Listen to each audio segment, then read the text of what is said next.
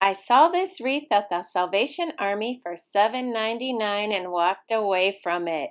I couldn't stop thinking about it. So I went back and I was very confused because I saw the wreath and it was marked $9.99, but I didn't see the cute little snowman sign attached to it. Ah, it wasn't attached to it. It was separate and it was $7.99. So I bought the wreath for $9.99 less 50% because it was on sale. And I decided I'm going to flip it and make my own sign. So are you ready? Let's get started.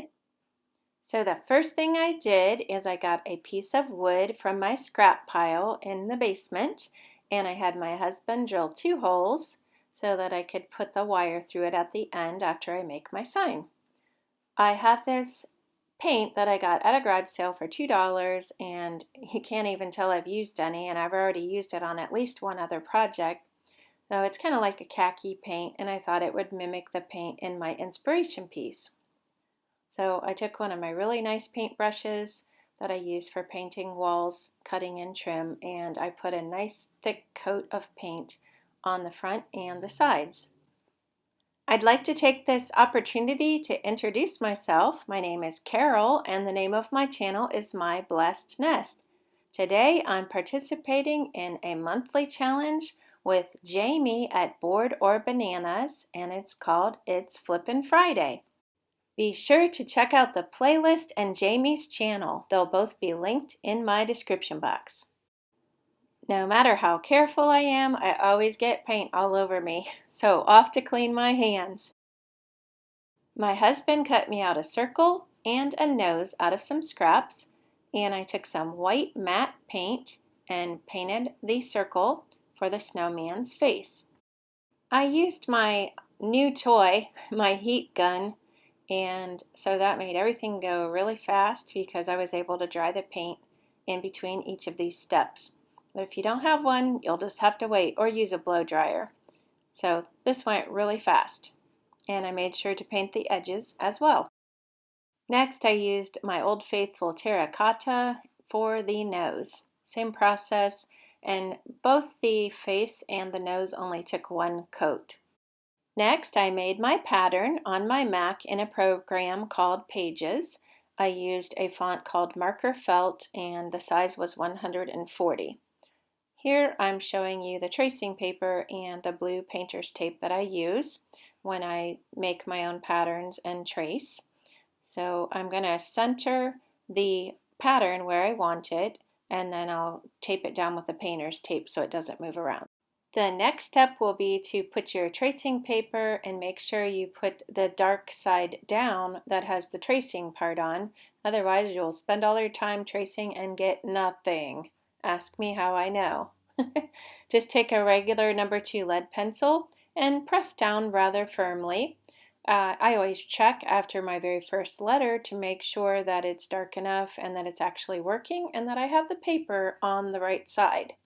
Continue tracing all your letters until the pattern is complete. This is rather fun and relaxing. I enjoy it very much, and it's a nice alternative to using a Cricut, which I do not have. I chose a black matte paint to paint the letters, and the paintbrush you choose is very important.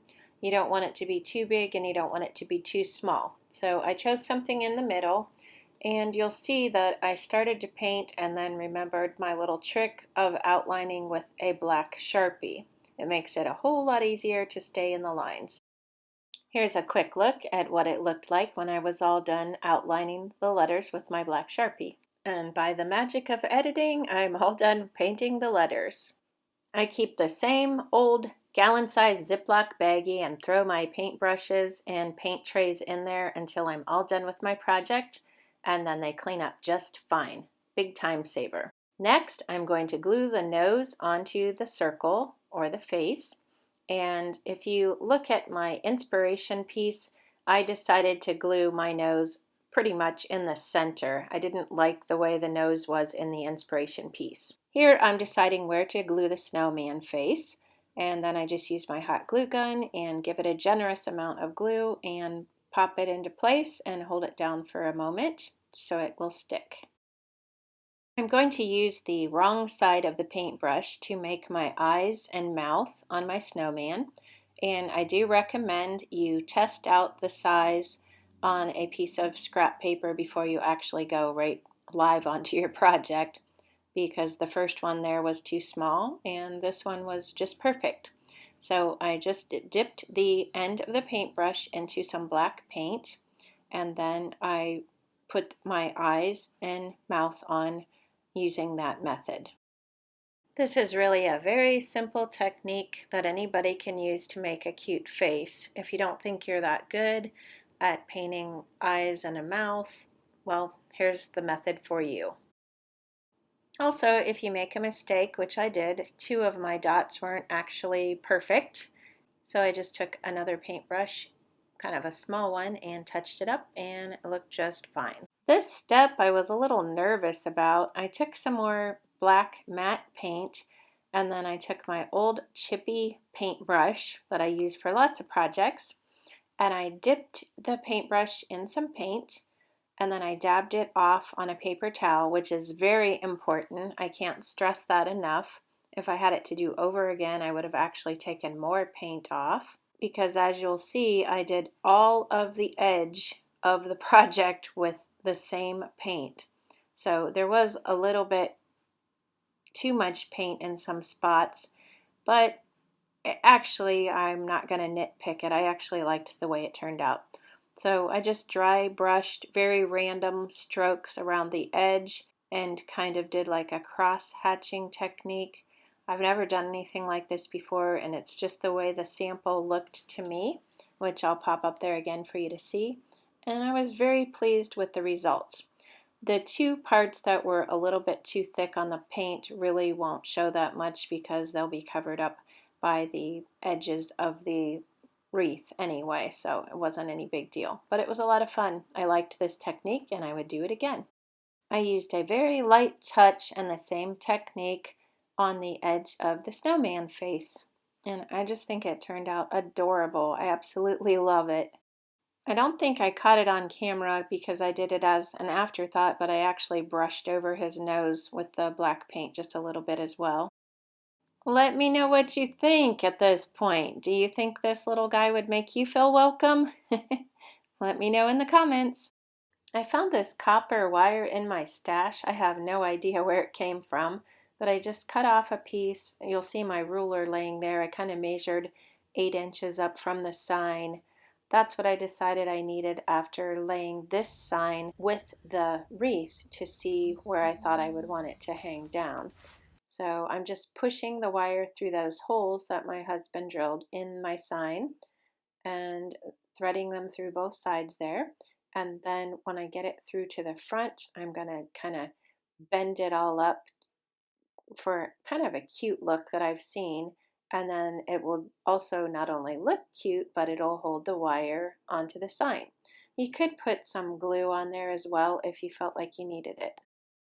I decided to use a piece of sandpaper to just rough up the letters of my welcome friends because it just seemed so new and it didn't go with the rustic look of the sign. So I just scratched a little bit of the paint off and until I felt like it looked the way I wanted it to. Simple but effective. Here's what we have so far. So I'm going to show you what it looks like on my front door with just the sign, because really I could use it as the sign, or I could use just the wreath, or I could put them together like this. The white door is the inside of my house, and the green door is on the outside of my house. Which one do you like better? Because I can't decide. I did leave it on the green for now. Are you ready for the top commenter of this video? Today I pulled the name of Mehri T, and she's been a faithful subscriber and commenter for a long time. I can't remember not seeing her name in the comments on my videos. So I just want to thank you, Mehri. You're the sweetest, and I appreciate all the time that you put into my channel, watching and commenting on each and every video. Thank you. It means so much to me. What's coming up next? Tomorrow I'm going to be a guest on Carolina Princess Sweet Treats and Pretties new series. And it's going to be a little chit chat. We're going to talk about how I got started on YouTube, why I got started on YouTube, and just she's going to ask me different questions about my channel. So if you're new to my channel, this would be great for you to join for the interview. And if you're not so new, maybe you'll learn something new about me. And also you'll get to meet Beth from Carolina Princess. So if you haven't checked out her channel, I would recommend you do that as well. So that should be a lot of fun. And then lastly, I want to remind you that you need to go over to my community tab and find out about my next tiered tray collab. It's called All You Need Is Love, and it's going to be for Valentine's Day. So I hope you can join me if you're a YouTube creator, and if you're not, I hope you can join and watch the playlist with us. Thanks for joining me today. If you'd like to follow me on Instagram, I will link that below. Don't forget to check out the playlist today. Thanks for watching, and I'll see you next time. Bye-bye.